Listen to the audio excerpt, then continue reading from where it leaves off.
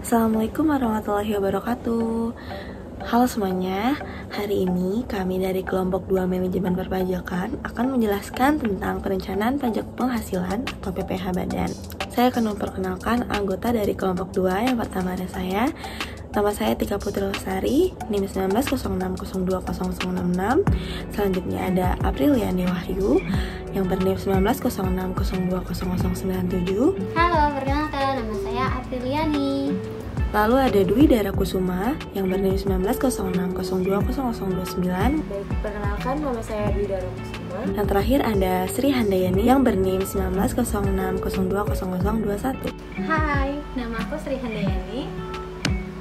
Lanjut saja kita bahas materi yang pertama, yaitu perhitungan PPh Badan. Strategi efisiensi PPh Badan akan lebih optimal apabila wajib pajak tersebut memahami timbulnya perhitungan penghasilan kena pajak. Nah, sebagaimana dijelaskan dari awal, setelah kita memahami, kita akan belajar mengaplikasi apa yang dipahami itu. Penghasilan kena pajak itu merupakan laba dihitung berdasarkan peraturan perpajakan yang berlaku di Indonesia, yaitu Undang-Undang Nomor 36 Tahun 2008 dan peraturan pelaksanaannya. Karena terjadi perbedaan dalam perhitungan laba akuntansi dan laba kena pajak, perusahaan dapat memilih perlakuan pajak yang tepat sehingga dapat menghasilkan efisiensi pajak yang besar. Selanjutnya, di dalam Undang-Undang PPh terdapat 3 mekanisme perhitungan PPh untuk wajib pajak badan. Yang pertama, itu ada perhitungan PPh untuk penghasilan yang menjadi objek PPh final. Dalam tabel disebut PPh final. Yang kedua, ada perhitungan PPh menggunakan norma khusus. Dalam tabel disebut norma. Yang ketiga, ada perhitungan normal menggunakan teknik rekonsiliasi fiskal. Dalam tabel disebut normal. Berikut ini ada ilustrasi jenis perhitungan PPh Badan. Terlihat di tabel ya semuanya. Di sini terlihat jelas bagaimana jenis perhitungan PPh Badan tersebut. Selanjutnya ada perhitungan PPh Badan untuk wajib pajak dengan tarif PPh final. Untuk rekonsiliasi fiskal wajib pajak badan yang peredaran usahanya telah dipotong PPh final, misalnya persewaan tanah atau bangunan dan jasa konstruksi, prosesnya lebih sederhana.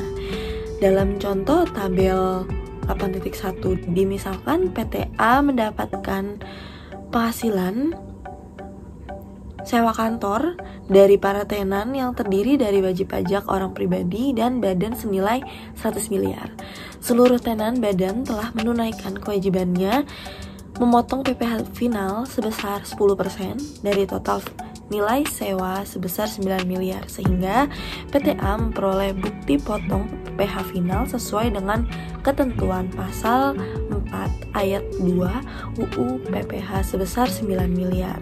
Sementara itu, untuk orang pribadi yang tidak memiliki kegiatan usaha atau pekerjaan bebas tidak berkewajiban memotong PPh final 10%. Sebagai konsekuensinya, PT A membayar sendiri PPh finalnya. Selanjutnya, ada hal yang perlu dicermati sebagai basis perencanaan pajak adalah pembagian biaya operasi. Pembagian biaya operasi menjadi 4 kelompok menurut perspektif pajak. Yang pertama ada biaya yang terkait langsung dengan penghasilan yang bukan merupakan objek PPh. Yang kedua ada biaya yang terkait langsung dengan penghasilan yang menjadi objek PPh final. Yang ketiga ada biaya yang terkait langsung dengan penghasilan yang menjadi objek PPh non-final. Yang keempat, ada biaya gabungan atau joint cost yang tidak terkait secara langsung ke ketiga jenis penghasilan di atas. Selanjutnya ada perhitungan PPh Badan untuk wajib pajak dengan norma khusus perhitungan neto.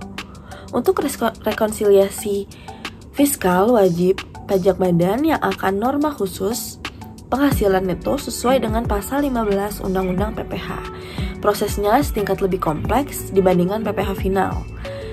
Contoh, wajib pajak badan yang menerapkan norma khusus ini adalah maskapai penerbangan tidak berjadwal atau charter flight.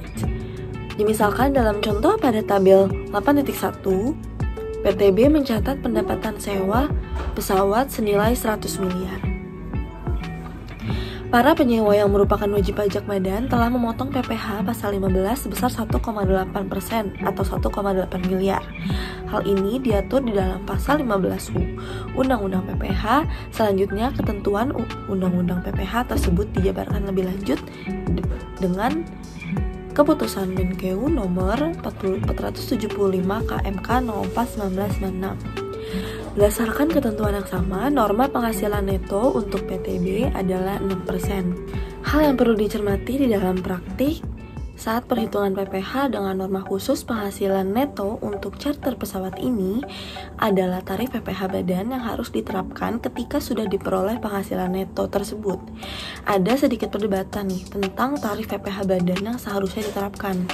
Jika dirujuk dasar pemotongan PPh pasal 15 adalah 1,8% dikali peredaran usaha sama dengan 30%, dikali 6% dikali peredaran usaha. Artinya pada saat ketentuan keputusan Menkeu ini berlaku, tarif tertinggi PPh badan yang berlaku saat itu 30%.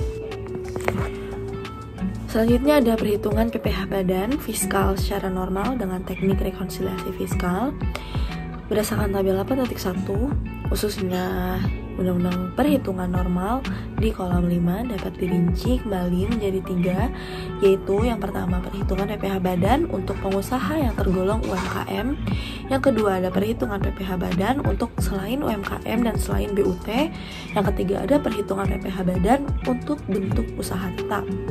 Selanjutnya, perhitungan PPh badan UMKM berdasarkan pasal 31E Undang-Undang PPh, yaitu wajib pajak badan dalam negeri dengan peredaran bruto sampai dengan 50 miliar mendapat fasilitas berupa pengurangan tarif sebesar 50% dari tarif pasal 17 yang dikenakan atas penghasilan kena pajak dari bagian peredaran bruto sampai dengan 4,8 miliar. Ketentuan tersebut berlaku dalam hal wajib pajak badan dalam negeri yang berbentuk persaingan terbuka menjadi perusahaan pabrik dengan paling sedikit 40% dari jumlah keseluruhan saham yang disetor dan diperdagangkan di Bursa Efek Indonesia dan memenuhi persyaratan tertentu lainnya. Nah, berikut ada tabel 8.2 ilustrasi perhitungan PPh badan secara normal. Selanjutnya ada perhitungan PPh badan untuk bentuk usaha tetap. Perhitungan PPh badan untuk bentuk usaha tetap secara umum tidak berbeda sih dengan wajib pajak badan lainnya. Tapi secara spesifik mengacu juga pada pasal 5 Undang-Undang PPh yang akan dijelaskan di tabel 3. Di dalam pasal 5 Undang-Undang PPh tersebut terdapat tambahan penghasilan yang menjadi objek pajak dan tambahan biaya yang bisa dikurangkan. Objek pajak BUT menurut pasal 5 Undang-Undang PPh tersebut adalah yang pertama, penghasilan dari usaha atau kegiatan bentuk usaha tetap tersebut dan dari harta yang dimiliki atau dikuasai. Yang kedua ada penghasilan kantor pusat dari usaha atau kegiatan penjualan barang atau pemberian jasa di Indonesia yang sejenis. Yang kedua ada penghasilan kantor pusat dari usaha atau kegiatan penjualan barang atau pemberian jasa di Indonesia yang sejenis dengan yang dijalankan atau yang dilakukan oleh bentuk usaha tetap di Indonesia. Yang ketiga ada penghasilan sebagaimana tersebut dalam pasal 26 Undang-Undang PPh yang diterima atau diperoleh kantor pusat sepanjang terdapat hubungan efektif antara bentuk usaha tetap dengan harta atau kegiatan yang memberikan penghasilan yang dimaksud. Berikut ada tabel 8.3 ilustrasi perhitungan PPh badan untuk BUT. Terlihat di sini ada PHKP untuk BUT X sesuai dengan PHKP PT badan seperti pada tabel sebelumnya di tabel 8.2 ya semuanya. Penghasilan dan biaya khusus untuk BUT X sesuai pasal 5 Undang-Undang PPh. Di sini ada penghasilan bunga. Lalu di sini ada penjualan, biaya untuk mendapatkan atau menagih. Lalu didapatkan PPh pasal 26 ayat 4 atau branch profit tax sebanyak 20%. Selanjutnya akan dijelaskan oleh teman saya Apriliani Wahyu. Selanjutnya saya akan menjelaskan mengenai teknik rekonsiliasi fiskal. Istilah rekonsiliasi fiskal sering digunakan untuk menghitung perhitungan PPh secara normal, didasarkan pada pembukuan sesuai dengan standar akuntansi keuangan, dan pembukuan tersebut menghasilkan penghasilan neto komersial yang diambil dari laporan laba rugi. Proses penyesuaian dari penghasilan neto komersial menjadi penghasilan kena pajak seringkali disebut dalam praktiknya sebagai rekonsiliasi fiskal. Penyesuaian ini terdiri dari yang pertama, penghasilan yang dikenakan PPh final dan tidak objek pajak. Yang kedua, penyesuaian fiskal positif. Yang ketiga, penyesuaian fiskal negatif. Yang keempat, fasilitas penanaman modal berupa pengurang penghasilan itu. Yang terakhir, kompensasi kerugian fiskal. Oke, merujuk pembahasan yang tadi, penghasilan yang dikenakan PPh final dan tidak menjadi objek pajak. Penghasilan yang dikenakan PPh final dan tidak termasuk objek pajak berasal dari ketentuan pasal 4 Undang-Undang PPh 2008. Pengertian penghasilan menurut ketentuan tersebut adalah setiap tambahan kemampuan ekonomis yang diterima atau diperoleh wajib pajak baik yang berasal dari Indonesia maupun dari luar Indonesia yang dapat dipakai untuk mengkonsumsi atau untuk menambah kekayaan wajib pajak yang bersangkutan dengan nama dan dalam bentuk apapun. Dilanjutkan pembahasan mengenai penyesuaian fiskal positif dan penyesuaian fiskal negatif. Penyesuaian kedua dan ketiga berupa penyesuaian fiskal positif dan negatif di dalam praktik lebih dikenal dengan istilah koreksi positif untuk penyesuaian fiskal positif dan koreksi negatif untuk penyesuaian fiskal negatif. Istilah positif dan negatif dalam suatu istilah tersebut dilihat dari sudut pandang menurut Dirjen Pajak. Jadi, jika setelah dilakukan koreksi, maka penghasilan neto komersial lebih besar daripada penghasilan kena pajak, koreksi tersebut disebut dengan koreksi negatif. Atau, penghasilan neto komersial lebih kecil dari penghasilan kena pajak, koreksi fiskal tersebut disebut koreksi positif. Selanjutnya, kita masuk pada biaya-biaya wajib pajak yang menyelenggarakan pembukuan menjadi deductible expense atau DE secara umum jika memenuhi kriteria sebagai berikut. Yang pertama, pengeluaran tersebut berhubungan langsung dengan kegiatan usaha dalam mendapatkan, menagih, dan memelihara penghasilan. Yang kedua, pengeluaran tersebut didukung dengan bukti yang valid dan memadai. Yang ketiga, pengeluaran tersebut didasarkan pada prinsip kelaziman usaha atau arm's length principle, atau jika terjadi transaksi yang melibatkan hubungan istimewa. Selanjutnya, fasilitas penanaman modal berupa pengurang penghasilan neto. Fasilitas penanaman modal berupa pengurangan penghasilan neto sebesar 30% dari jumlah penanaman modal yang dilakukan menjadi salah satu pengurang penghasilan. Fasilitas ini diberikan kepada wajib pajak yang berada dalam kawasan pengembangan ekonomi terpadu. Yang kedua, bidang-bidang usaha tertentu, yaitu bidang usaha di sektor kegiatan ekonomi yang mendapatkan prioritas tinggi dalam skala nasional. Yang ketiga, daerah-daerah tertentu, yaitu daerah yang secara ekonomis mempunyai potensi yang layak dikembangkan. Oke, berikut ada skema pengurangan penghasilan ya teman-teman. Dapat dilihat, sumber ini didapat dari pada pasal 6 ayat 1, pasal 6 ayat 2, pasal 9 ayat 1, dan pasal 31A Undang-Undang PPh 2008. Kompensasi kerugian. Di dalam ketentuan tersebut disebutkan bahwa apabila penghasilan bruto setelah pengurangan sebagaimana dimaksud pada pasal 6 ayat 1 Undang-Undang PPh 2008 didapatkan kerugian tersebut dapat dikompensasikan dengan penghasilan mulai tahun pajak berikutnya secara berturut-turut selama 5 tahun. Selain itu, kompensasi kerugian fiskal juga bisa terjadi karena wajib pajak memperoleh fasilitas penanaman modal berupa kompensasi kerugian fiskal yang lebih lama mulai dari tahun pajak berikutnya atau berturut-turut sampai paling lama 10 tahun. Aturan ini sesuai dengan Undang-Undang PPh pasal 31A. Oke, teman-teman bisa dilihat dalam slide ini mengenai cara perhitungan rugi fiskal pada tahun 2009 ya. Di sini contohnya. Teman-teman bisa dipelajari lagi di sini. Oke, kita akan bahas selanjutnya format lain rekonsiliasi fiskal. Bentuk kertas kerja rekonsiliasi fiskal dapat saja bervariasi untuk setiap wajib pajak. Prinsip-prinsip penyesuaian sebagaimana diatur di dalam Undang-Undang PPh tetap menjadi pedoman karena tidak selamanya perlakuan akuntansi menurut SAK diterima oleh ketentuan pajak.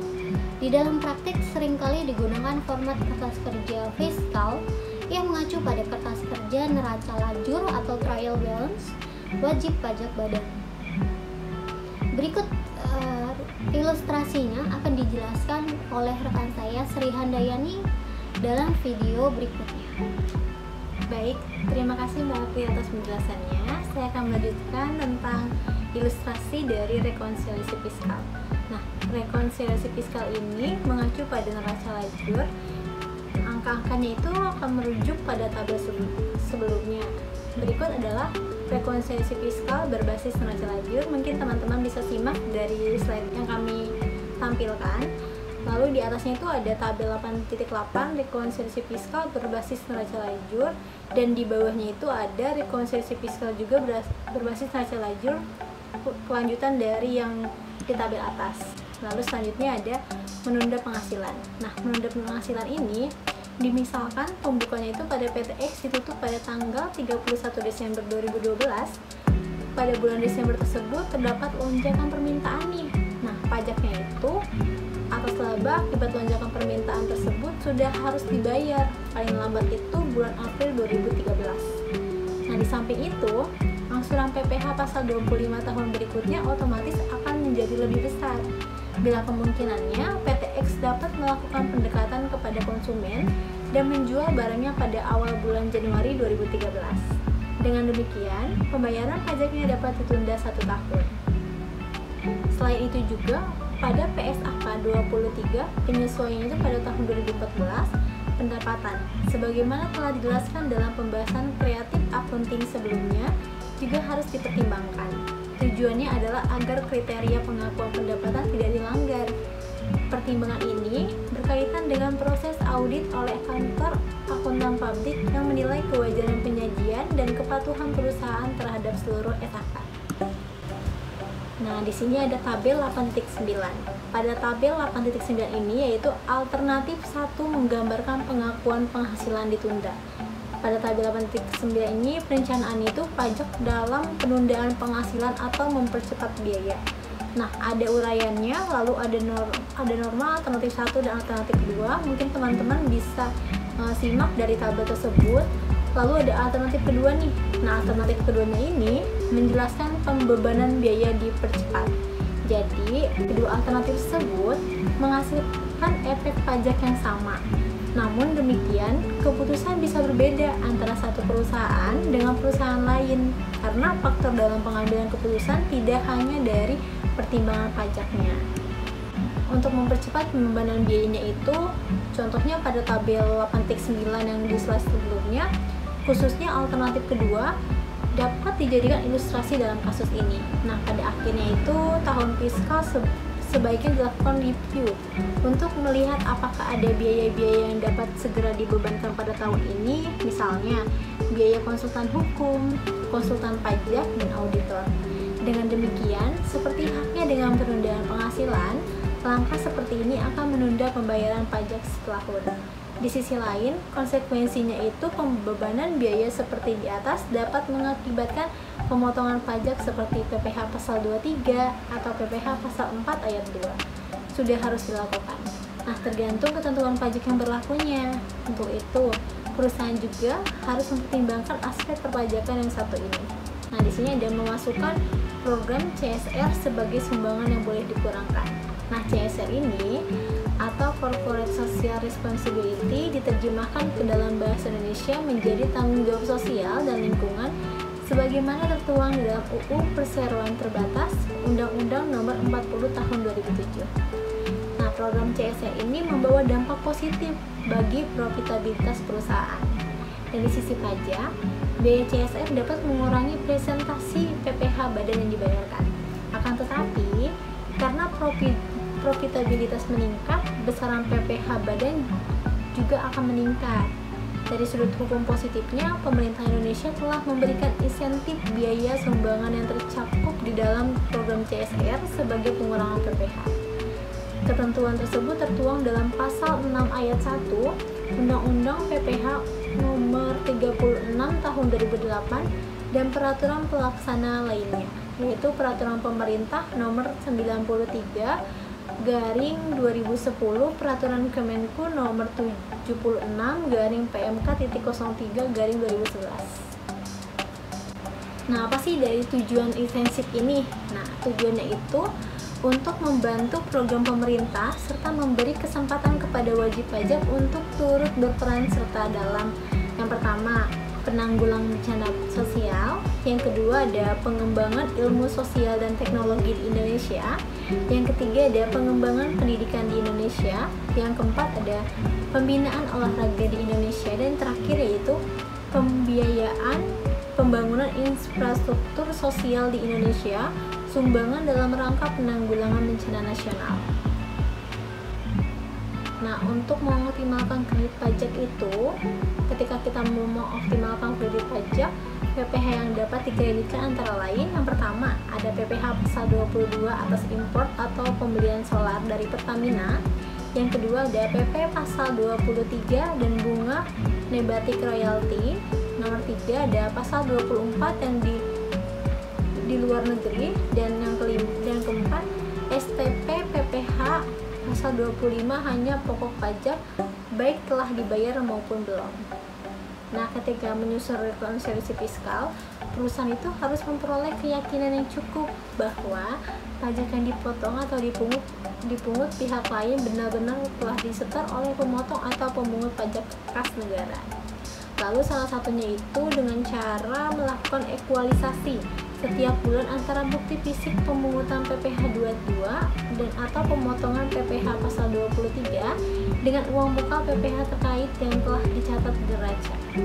Jika timbul selisih, atas selisih tersebut dapat segera ditindaklanjuti dengan cara meminta pihak pemungut atau pemotong pajak untuk menyerahkan bukti pemungut atau pemotongnya. Nah, mencermati transaksi afiliasi.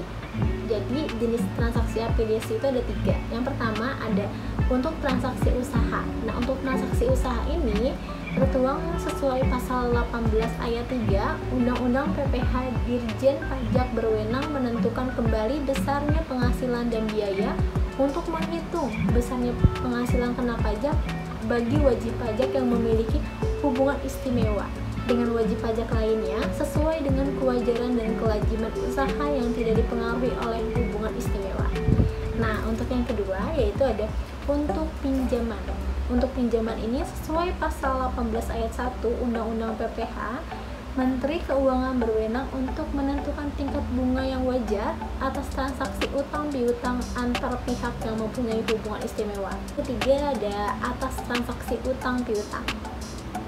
Nah, transaksi utang piutang ini bisa berupa reimbursed cost yang biasa dilakukan antar induk dan anak perusahaan yang memiliki kemungkinan adanya implikasi perpajakan perpajakan berupa kewajiban memungut PPN dan atau memotong PPh pasal 23.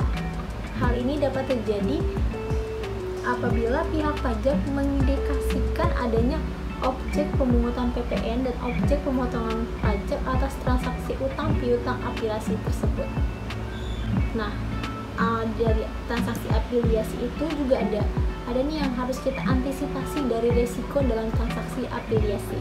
Nah, bagaimana cara antisipasinya? Yaitu yang pertama, tidak muncul adanya transaksi utang afiliasi antara anak perusahaan dengan induk perusahaan. Yang kedua, dalam hal dilakukan pemberian pinjaman kepada anak perusahaan tanpa bunga, harus terpenuhi kriteria sebagaimana disebutkan dalam pasal 12 Peraturan Pemerintah nomor 94/2010 berlaku sejak 30 Desember 2010. Lalu yang ketiga ada menyiapkan transfer pricing documentation atau pendokumentasian harga transfer sesuai per Dirjen Pajak Peraturan Dirjen Pajak nomor per 43/PJ/2010. Peraturan Dirjen Pajak nomor per 32/PJ/2011. Transfer pricing documentation itu ruang lingkup transfer pricing documentation menurut per 32/PJ/2011. Pasal 2 per Dirjen Pajak nomor per 32/PJ/2011 itu mengatur bahwa ruang lingkup transfer pricing documentation adalah yang pertama ada transaksi atas transaksi yang dilakukan wajib pajak dalam negeri atau bentuk usaha tetap di Indonesia dengan wajib pajak luar negeri di luar Indonesia. Lalu yang kedua ada transaksi yang dilakukan oleh wajib pajak dalam negeri atau bentuk usaha tetap di Indonesia dengan pihak-pihak yang mempunyai hubungan istimewa untuk memanfaatkan perbedaan tarif pajak. Lalu selanjutnya ada kewajiban transfer pricing documentation. Jadi pasal 3/32/PJ/2011 ini menetapkan bahwa wajib pajak dalam melakukan transaksi dengan pihak-pihak yang mempunyai hubungan istimewa wajib menerapkan prinsip kewajaran dan kewajiban usaha. Prinsip kewajaran dan kewajiban usaha itu dilakukan dengan langkah-langkah sebagai berikut. Yang pertama ada melakukan analisis kesebandingan dan menentukan pembanding. Yang kedua ada menentukan metode penentuan harga transfer yang tepat. Yang ketiga ada menerapkan prinsip kewajaran dan kewajiban usaha berdasarkan hasil analisis kesebandingan dan metode penentuan harga transfer yang tepat ke dalam transaksi yang dilakukan antara wajib pajak dengan pihak yang mempunyai hubungan istimewa. Yang keempat ada dokumentasikan setiap langkah dalam menentukan harga wajar atau laba wajar sesuai dengan ketentuan perundang-undangan perpajakan yang berlaku. Untuk mencermati bunga pinjaman dan deposito, teman-teman bisa lihat pada gambar 8.5. Di situ ada perlakuan pajak atas biaya bunga pinjaman sesuai SE 46/PJ/1995. Di situ sudah ada, teman-teman bisa lihat dari tabel tersebut. Ada PPh bunganya 20%, lalu ada biaya bunga pinjaman sama dengan DE-nya 300 dikali 800 dibagi 1000, totalnya jadi 240.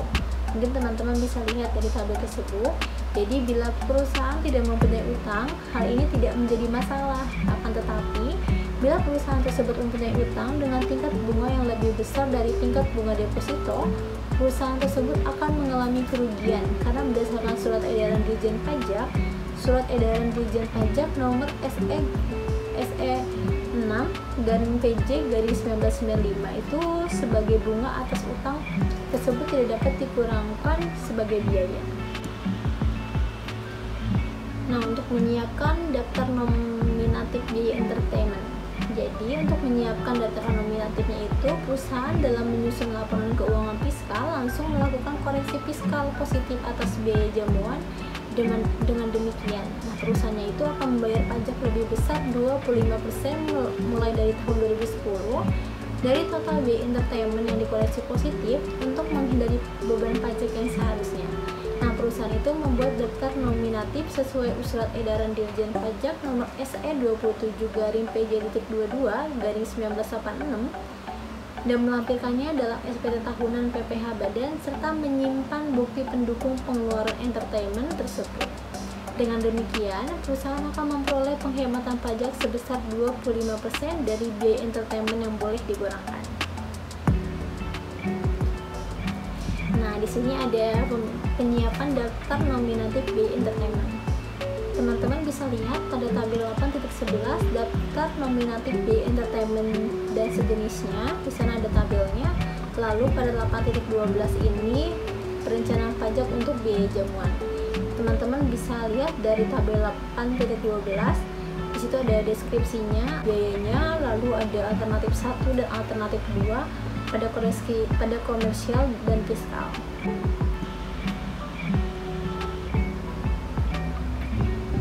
Sesuai dengan Peraturan Menteri Keuangan, Peraturan Kemenku Nomor 2/PMK.03/2010, wajib pajak ini membuat daftar nominatif atas pengeluaran biaya promosi yang dikeluarkan kepada pihak lain.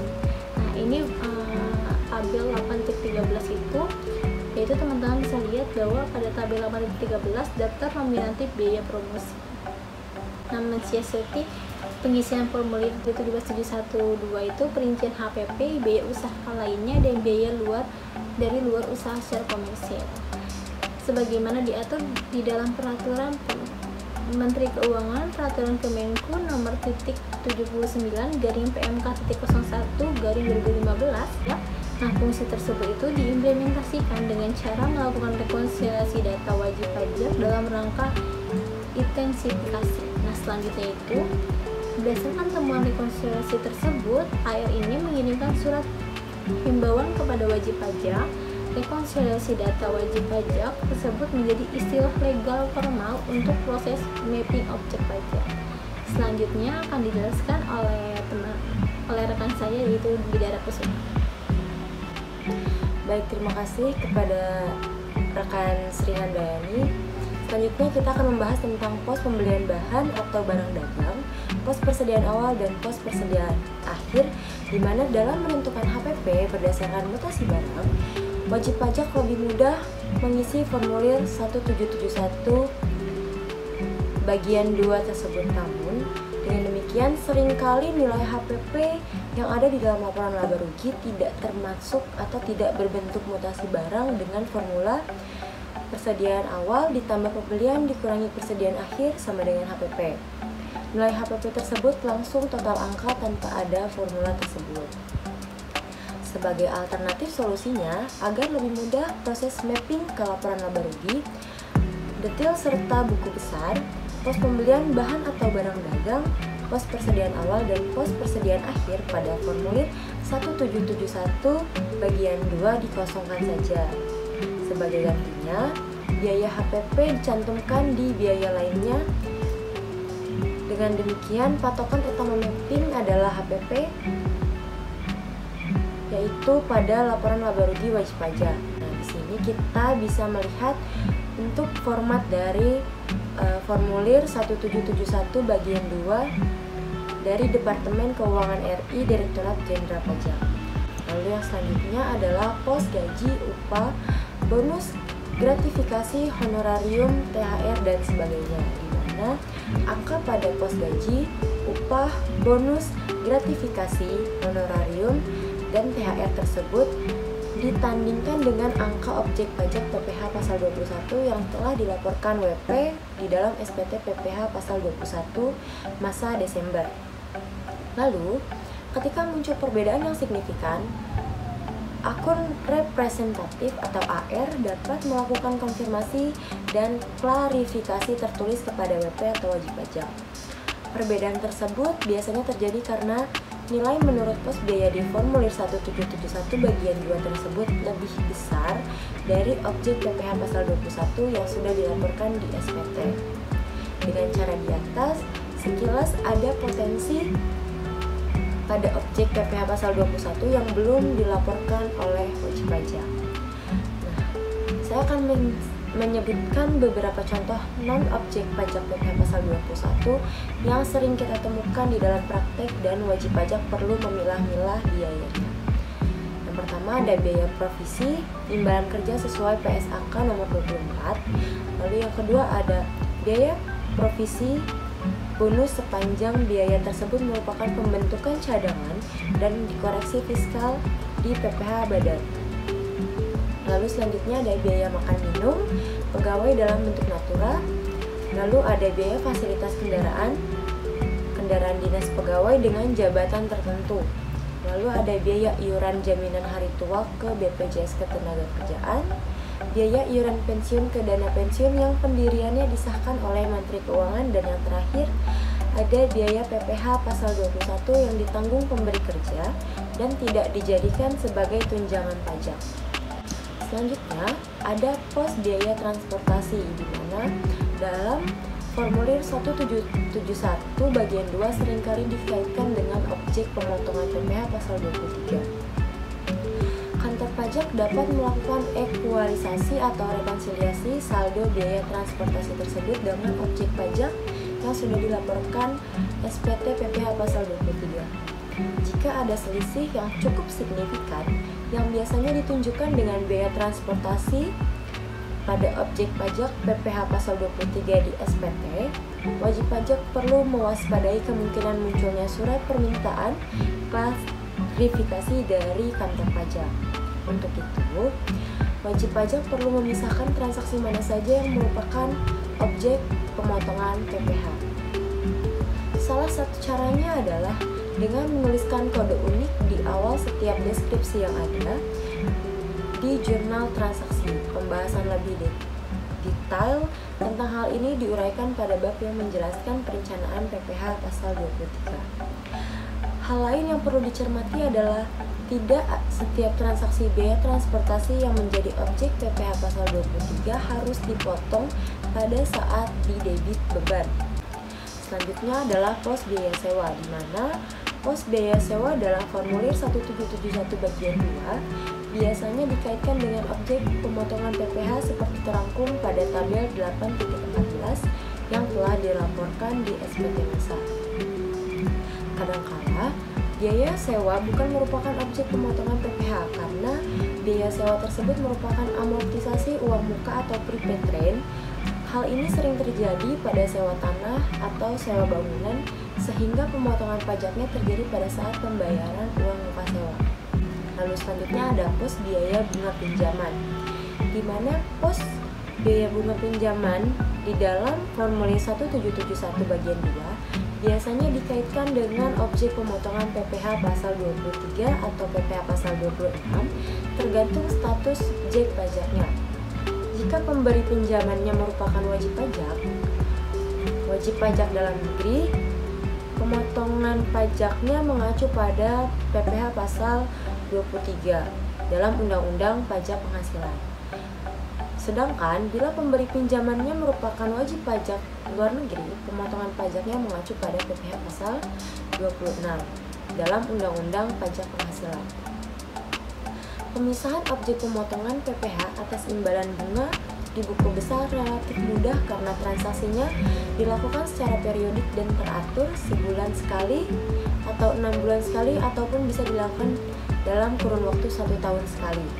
Akan tetapi, proses rekonsiliasi objek tersebut perlu cermat karena pemotongan pajaknya tidak dilakukan pada saat pembebanan bunga pinjaman. Sesuai ketentuan dari Peraturan Pemerintah Nomor 94 Tahun 2010, di mana pemotongan pajak PPh pasal 23 atau pasal 26 dilakukan pada saat pembayaran atau pada saat jatuh tempo. Mana yang lebih dulu terjadi? Jadi, tidak setiap pengakuan beban bunga pinjaman langsung berdampak pada pemotongan PPh. Harus kita lihat dulu perjanjian pinjaman yang disepakati oleh para pihak yang bersangkutan. Lalu selanjutnya ada pos biaya sehubungan dengan jasa, di mana di dalam formulir 1771 biasanya dikaitkan dengan objek pemotongan PPh tergantung dari jenis jasa dan pemberi jasanya. Kita misalkan terdapat konsultan yang menjadi objek PPh pasal 21, PPh pasal 23, PPh pasal 4 ayat 2, atau bahkan PPh pasal 26. Dalam tabel 8.15 memberikan ilustrasi bagaimana jenis jasa dan pemberi jasa mempengaruhi perlakuan PPh sesuai ketentuan. Penjelasan lebih detail tentang ketentuan pemotongan PPh diuraikan pada bagian lain dengan jenis pajaknya. Proses mapping objek jasa di formulir 1771 bagian 2 perlu cermat juga, khususnya jasa yang menjadi objek pemotongan PPh pasal 23 ataupun PPh pasal 26. Masalahnya, pemotongan pajaknya tidak dilakukan pada saat pengakuan beban jasa. Lalu selanjutnya ada pos biaya piutang tak tertagih, di mana di sini kami menampilkan tabel 8.16 yang merangkum persyaratan untuk dapat mengakui piutang tak tertagih sebagai deductible expense. Metode yang dipakai dalam konteks ini adalah metode langsung atau direct method. Jurnal yang dibuat adalah beban piutang tak tertagih atau bad debt expense pada piutang usaha atau account receivable. Beban piutang tak tertagih yang menggunakan metode tidak langsung akan muncul jurnal sebagai berikut, yaitu beban piutang tak tertagih pada penyisihan piutang tak tertagih, di mana biaya piutang tak tertagih akan diakui oleh pajak dan menjadi deductible expense ketika akun piutang usaha sudah dikredit. Dengan kata lain, jurnal akuntansinya adalah sebagai berikut, yaitu penyisihan piutang tak tertagih pada piutang usaha. Jadi, berdasarkan dua jurnal akuntansi di atas, sangat mungkin terjadi perbedaan perlakuan akuntansi dan perlakuan pajak, khususnya untuk piutang tak tertagih. Karena secara akuntansi perlakuannya mengacu pada PSAK nomor 55 dalam instrumen keuangan, pengakuan dan pengukuran yang dicantumkan dalam Ikatan Akuntansi Indonesia tahun 2014. Berdasarkan PSAK tersebut, piutang harus selalu diukur berdasarkan harga pasar, sehingga nilai tercatat piutang akan mengalami kenaikan dan penurunan.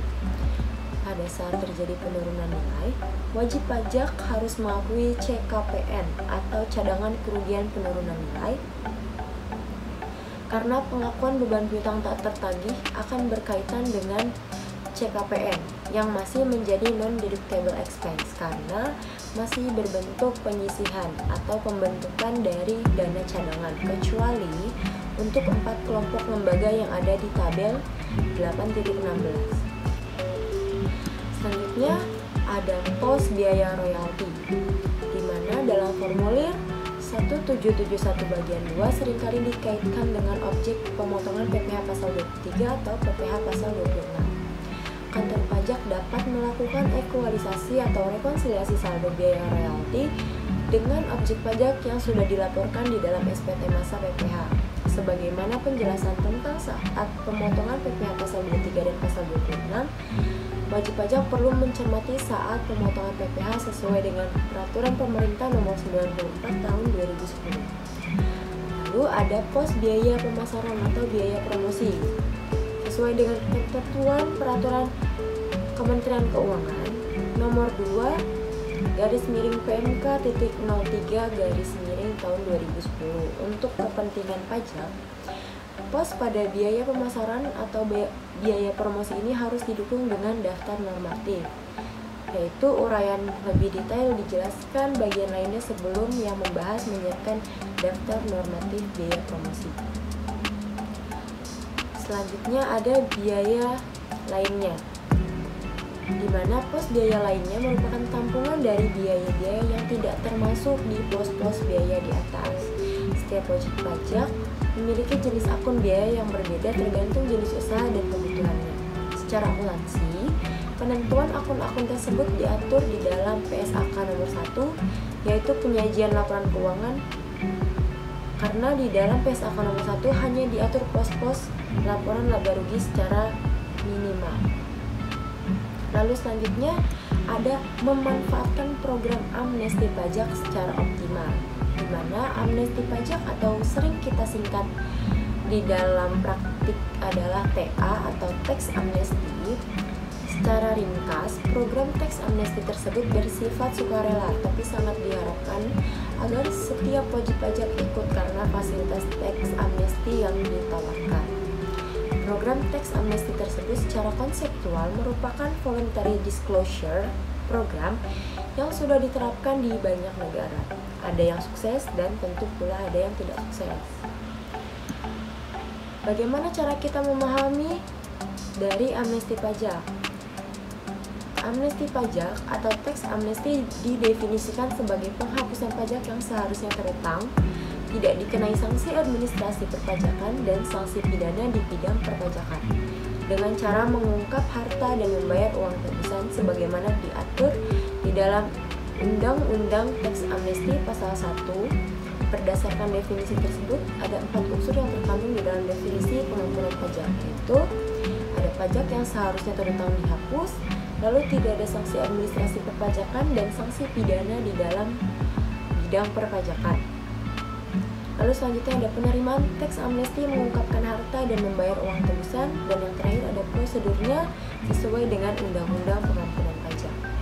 Pengampunan harta meliputi akumulasi tambahan kemampuan ekonomis berupa seluruh kekayaan, baik berwujud maupun tidak berwujud, bergerak maupun tidak bergerak, baik yang digunakan untuk usaha maupun bukan digunakan untuk usaha, dan yang berada di dalam maupun di luar wilayah negara kesatuan Republik Indonesia.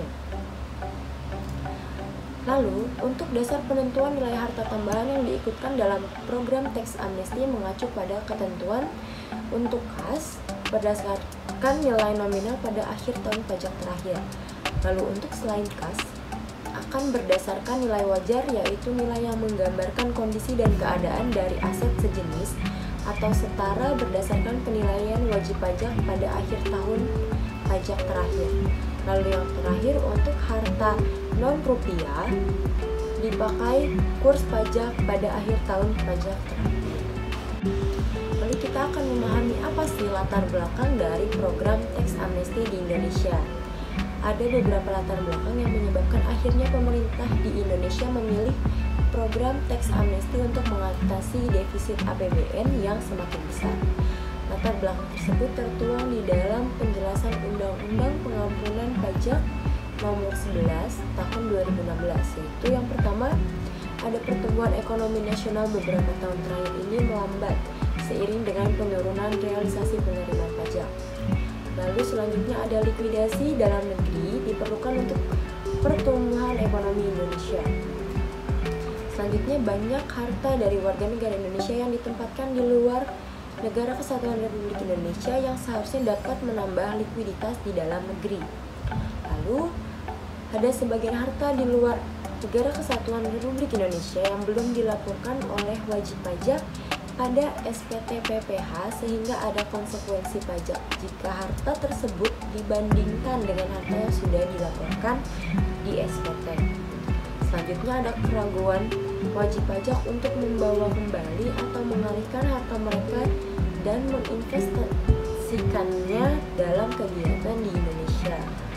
Lalu masih ada dan marak kita jumpai aktivitas ekonomi dalam negeri yang tidak dilaporkan ke otoritas pajak, sehingga mengusik keadilan bagi wajib pajak yang patuh. Selanjutnya kita akan membahas tarif uang tebusan. Uang tebusan yang harus dibayarkan pada saat mengikuti program teks amnesti terangkum pada tabel 8.17, di mana tarif normal dibedakan tergantung periode kapan wajib pajak menyampaikan surat pernyataan harta untuk pengampunan pajak atau SPJPP, dan ada 3 periode bagi wajib pajak untuk menyerahkan SPHPP, yaitu Juli September, Oktober Desember, dan Januari Maret. Khusus untuk wajib pajak orang pribadi maupun badan yang hanya memiliki usaha selain dari hubungan kerja maupun pekerjaan bebas yang omsetnya tidak lebih dari 4,8 miliar pada tahun pajak, dan ada tarif khusus 0,5% dan 2%. Tarif uang tebusan untuk UMKM tersebut merupakan wujud dari prinsip keadilan. Tarif tersebut tidak mengikuti periodisasi untuk tarif normal. Jadi, sepanjang program teks amnesti berlangsung, tarif tersebut bersifat tetap. Lalu kita akan mengetahui bagaimana cara mencermati fasilitas dari teks amnesti. Teks amnesti memiliki beberapa fasilitas sesuai dengan pasal 11 Undang-Undang Teks Amnesti. Meliputi yang pertama ada penghapusan pajak terutang, di mana yang belum diterbitkan ketetapan pajak tidak dikenai sanksi administrasi dan tidak dikenai sanksi pidana pajak untuk kewajiban perpajakan sampai dengan akhir tahun pajak terakhir. Yang kedua ada penghapusan sanksi administrasi berupa bunga, denda, dan kenaikan berdasarkan STP yang di dalamnya tidak terdapat pokok pajak terutang untuk kewajiban pajak sampai dengan akhir tahun pajak terakhir. Selanjutnya, tidak dilakukannya pemeriksaan pajak, pemeriksaan bukti permulaan, dan penyidikan pajak dalam masa pajak, bagian tahun pajak, dan tahun pajak sampai dengan akhir tahun pajak terakhir. Serta ada penghentian pemeriksaan pajak, pemeriksaan bukti permulaan, dan penyidikan pajak yang sedang berlangsung sampai dengan akhir tahun pajak terakhir yang sebelumnya ditangguhkan.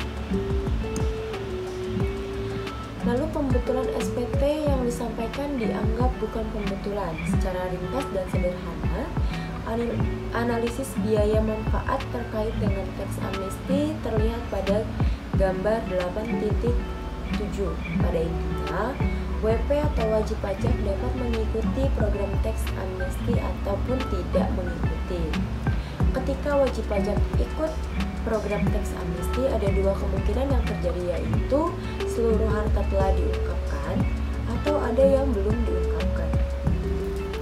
Jika tidak ikut program teks amnesti, wajib pajak harus dapat memprediksi bahwa dalam kurun waktu sampai dengan 30 Juni tidak akan ada harta tambahan yang dapat ditemukan oleh kantor pajak. Jika ada harta tambahan tersebut akan dikenai PPh sesuai dengan tarif yang berlaku pada saat informasi harta tambahan tersebut diperoleh. Kantor pajak akan menagih pajaknya dengan SKPKB atau surat ketetapan pajak kurang bayar plus ditambah dengan sanksi kenaikan sebesar 48%. Jika ikut program teks amnesti, wajib pajak harus mencantumkan tambahan membayar uang tebusan dan mengisi formulir SPHPP, di mana dokumen pendukung harga tambahan tidak perlu dilampirkan dalam SPHPP, tapi cukup dengan diinformasikan di dalam formulir SPHPP. Bila tidak ada dokumen pendukung, perlu dibuatkan surat pernyataan mengenai kepemilikan harta yang formatnya diserahkan kepada WP atau wajib pajak. Lalu selanjutnya ada manfaat program amnesti pajak secara optimal, di mana dalam hal harta tambahan yang diungkapkan tidak diatasnamakan wajib pajak yang ikut program teks amnesti perlu dibuat. Yang pertama yang perlu dibuat yaitu surat pengakuan kepemilikan harta, dan yang kedua ada surat pengakuan nominal.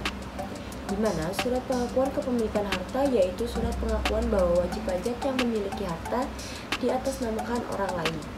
Dan surat kepemilikan nominal adalah surat pengakuan dari pihak yang diatasnamakan dalam harta berupa saham, tanah, dan atau bangunan yang tercantum dalam surat pengakuan kepemilikan harta. Wajib pajak yang telah memperoleh SKPP atau surat keterangan pengampunan pajak memiliki resiko terkena sanksi dalam hal kantor pajak menentukan data atau informasi harta tambahan yang belum muncul di dalam SKPP. Harta tambahan tersebut dikenai pajak sesuai dengan tarif yang berlaku pada saat data atau informasi tersebut ditemukan. Pajak tersebut ditagih dengan SKPKB plus ditambah dengan sanksi. Ya baik, sekian penjelasan dari saya dan dari teman-teman. Mohon maaf atas segala kekurangannya. Bila itu hidayah. Wassalamualaikum warahmatullahi wabarakatuh.